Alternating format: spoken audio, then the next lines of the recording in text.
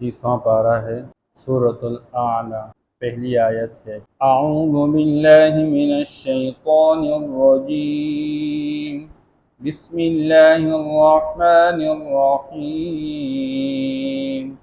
سبح اسم ربک الاعلی الذی خلق فسوى والذی قدر فہدی صدق اللہ العظیم۔ یہ سورۃ الاعلیٰ ماقبل اس سے جو صورتیں گزر گئیں تمام صورتوں میں قیامت کا بیان تھا، اور اس صورت میں اللہ پاک ضمناً قیامت کا بیان بھی فرما رہے ہیں، لیکن اصل اس صورت کا مضمون اللہ تبارک و تعالی اپنی توحید اور اس کے ساتھ ساتھ دنیا کی بے رغبتی اور آخرت میں رغبت رکھنے کا بیان فرما رہے ہیں۔ اس لیے یہ صورت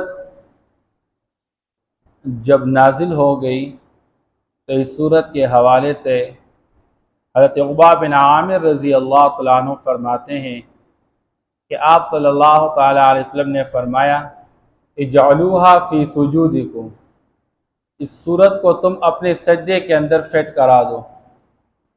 سجدے کے اندر ہم پڑھتے رہتے ہیں سبحان ربی الاعلیٰ، تو یہ سجدے کا جو تسبیح ہم پڑھتے ہیں یہ اس صورت کی بنیاد پر پڑھتے ہیں، سبح اسم ربک الاعلیٰ۔ تو آپ صلی اللہ علیہ وسلم نے فرمایا اپنے سجدے میں یہ پڑھ لیا کرو، تو ہم سجدے میں پڑھتے ہیں سبحان ربی الاعلیٰ، رب کے نام کی پاکی بیان کرو۔ اچھا، عبداللہ ابن عمر رضی اللہ عنہ، عبداللہ ابن عباس رضی اللہ عنہ، کئی سارے صحابہ وہ فرماتے ہیں کہ جب تم یہ صورت پڑھو تو اس صورت کے ساتھ زبان پہ یہ بھی پڑھا کرو سبحان ربی الاعلیٰ، پڑھے میرے ساتھ سبحان ربی الاعلیٰ۔ جب بھی آپ یہ صورت پڑھے اللہ فرماتے ہیں اپنے رب کے نام کی پاکی بیان کرو جو کہ عالی شان رب ہے، لہذا فوراً تم ساتھ کہہ دیا کرو سبحان ربی الاعلیٰ۔ یہ صحابہ کا مزاج ہے۔ یہاں اس پہلی آیت کے اندر رب کی توحید کا بیان کیا جا رہا ہے، اور طریقہ یہ اپنایا گیا کہ اللہ فرماتے تم اپنے رب کے نام کی پاکی بیان کرو، وہ رب جو کہ اعلیٰ، جو سب سے بڑھ کر ہے۔ اب رب کے نام کی پاکی کا مطلب کیا کہ جب اپنے رب کا نام زبان سے لے لو تو خشوع خضوع اور ادب کے ساتھ لے لو، عام انسانوں کے ناموں کی طرح نہیں، او بھائی فلاں اے فلاں اے، نہیں، اللہ خشوع خضوع کے ساتھ لیا کرو، اللہ تبارک و تعالی، اللہ جل شانہ، تو اللہ کا نام شوق سے، محبت سے، خشوع خضوع کے ساتھ اپنے رب کا نام لیا کرو۔ پھر نمبر 2، رب کا نام لیا کرو تو رب کے وہ نام لیا کرو جو رب نے بیان فرمائے یا رب کے پیغمبر نے بیان فرمائے ہیں۔ یہ نام ہمارے پاس لکھے گئے ہیں سارے، آپ صلی اللہ علیہ وسلم نے اللہ جل شانہ کے نام بیان فرمائے۔ پھر علماء کے اس میں اقوال ہیں، عام طور پر 99 کا زیادہ قول چلتا رہتا ہے، اس سے زیادہ بھی آپ صلی اللہ علیہ وسلم بہرحال مختلف نام بیان کر چکے۔ قرآن میں اللہ کے نام آئے الرحمن، الرحیم، الملک، القدوس، یہ سارے نام اللہ پاک کے ہیں۔ پھر رب کے نام کی پاکی بیان کرو۔ تیسرا مسئلہ اس میں علماء یہ بھی بیان فرماتے ہیں کہ رب کا نام بندوں کے لیے استعمال نہ کرو، غیر کے لیے استعمال نہ کرو۔ مثال کے طور پر اب غفار کس کے صفت ہیں؟ اللہ کی، یہ اللہ کی صفتی نام میں سے۔ لفظ جلالہ اللہ یہ اللہ کا ذاتی نام ہے، اور بقیہ یہ جتنے نام یہ اللہ کے صفاتی نام ہیں، تو یہ رب کے ساتھ خاص ہے۔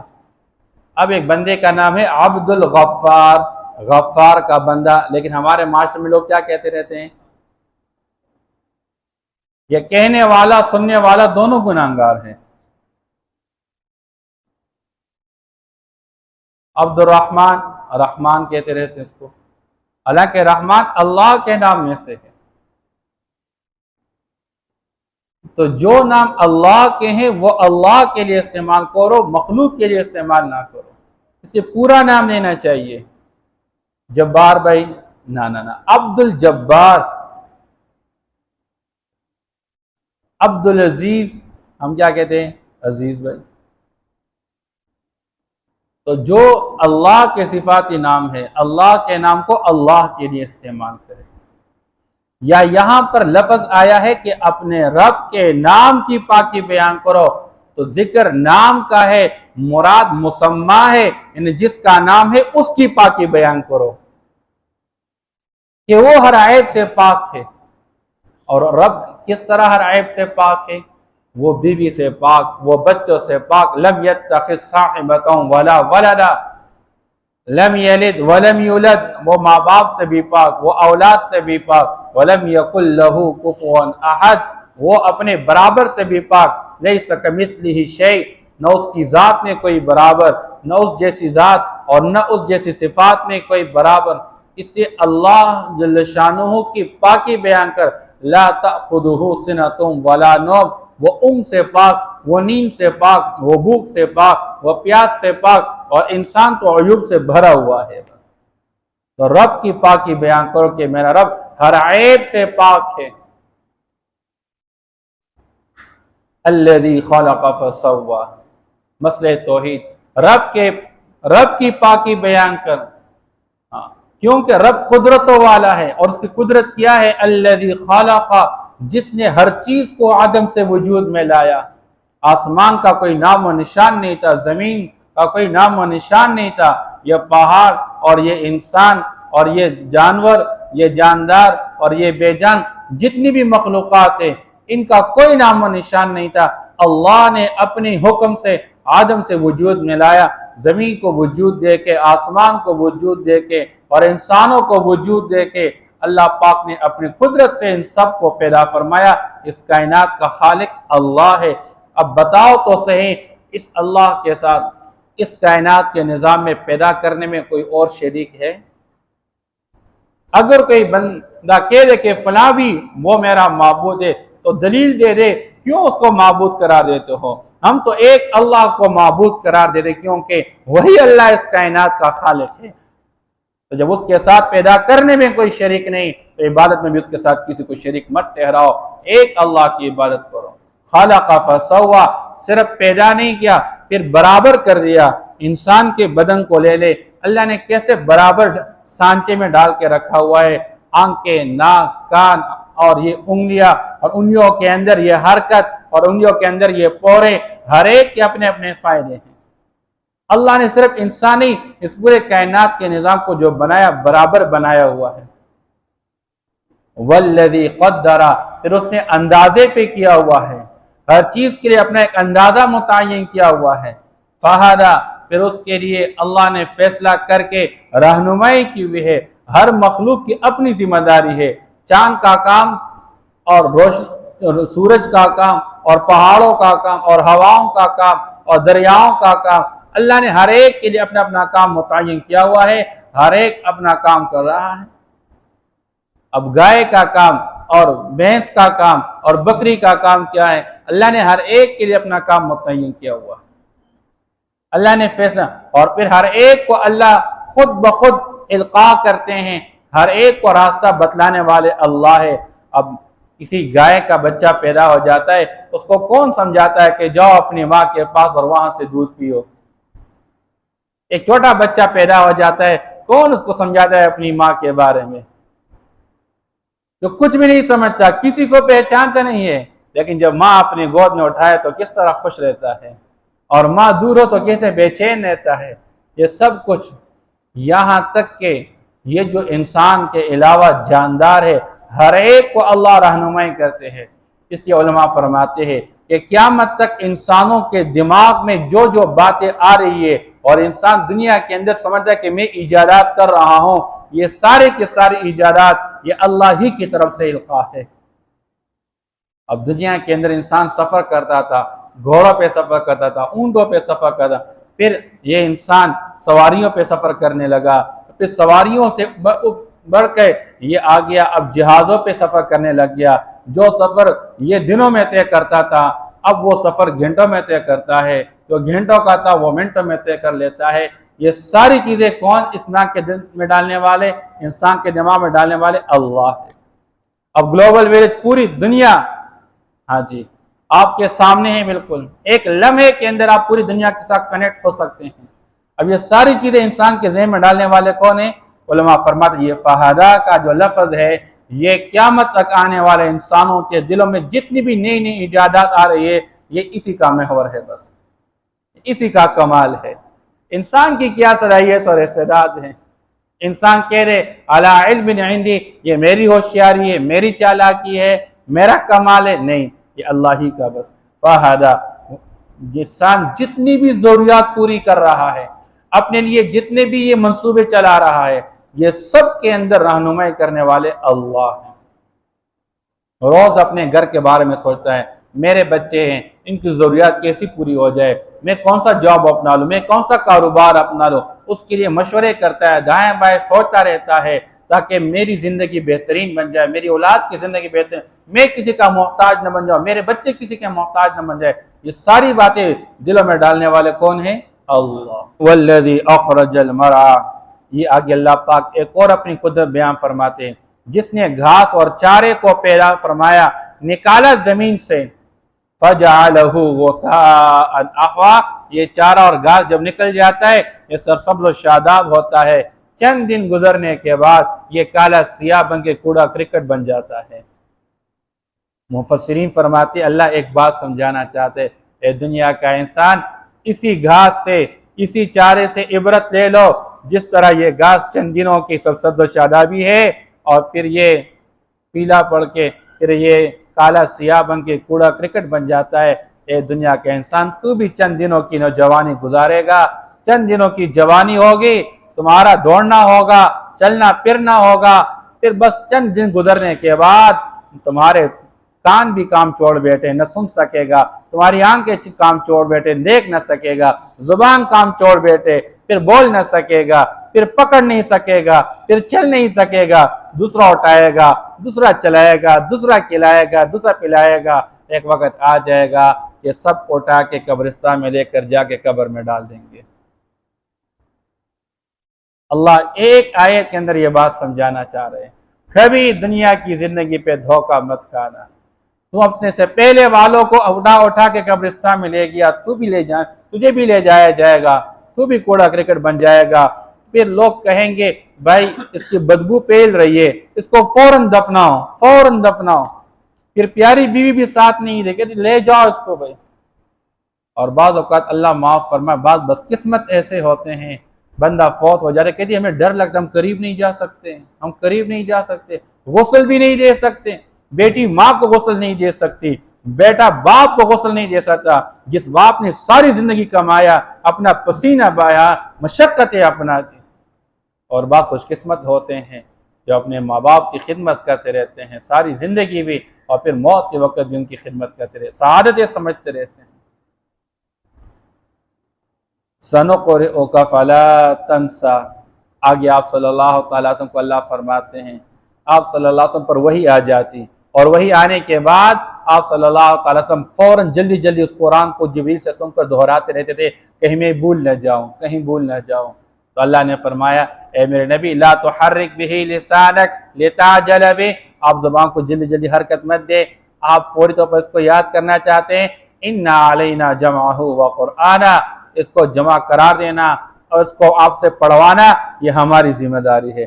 ثُمَّ إِنَّ عَلَيْنَا بَيَانًا، اس قرآن میں کیا بیان کیا گیا ہے آپ لوگوں کو سمجھائیں گے، اس کی ڈیٹیل اور تفصیل سمجھانا یہ بھی ہماری ذمہ داری ہے، یہ تشریحات ہم سمجھائیں گے، اس کی ایکسپلینیشن آپ ہی کریں گے، یہ آپ کی ذمہ داری، یہ ہمارا کام ہے۔ اللہ نے اپنے اس اللہ فرماتے ہیں سَنُقْرِئُكَ فَلَا تَنْسَى، ہم آپ سے پڑھوائیں گے، آپ کبھی نہیں بھولیں گے، إِلَّا مَا شَاءَ اللَّهُ، مگر جو اللہ چاہے وہ آپ بھول جائیں گے۔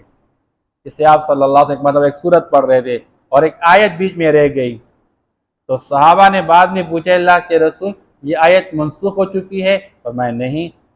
اچھا آپ نے تلاوت نہیں کیا، میں بھول گیا، تو یہ بھول جانا بھی اللہ ہی کی طرف سے ہے، اللہ ہی کی طرف سے ہے۔